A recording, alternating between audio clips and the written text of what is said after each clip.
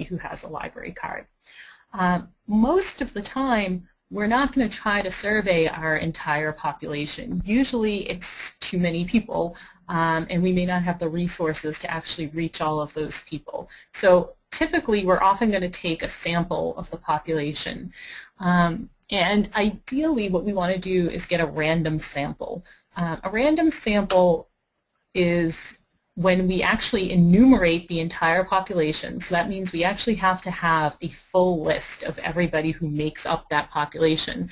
And then we come up with a sampling strategy, which would usually mean doing something like, if we actually have a list of all active library card holders that have been enumerated, starting at a random point in the list and then saying we're going to take every 10th name until we have, 500 names or something like that.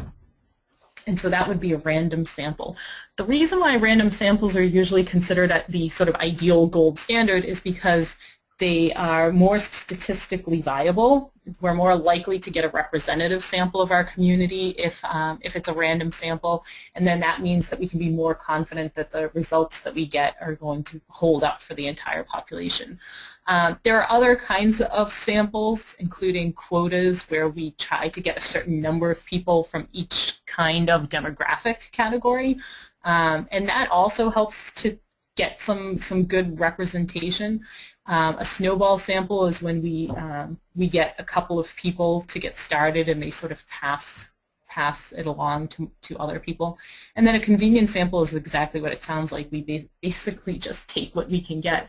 And this is the kind of sample that we would probably get if we launched a web survey where instead of actually pushing the survey out to a group of people, we just had a link on our web page and whoever took the survey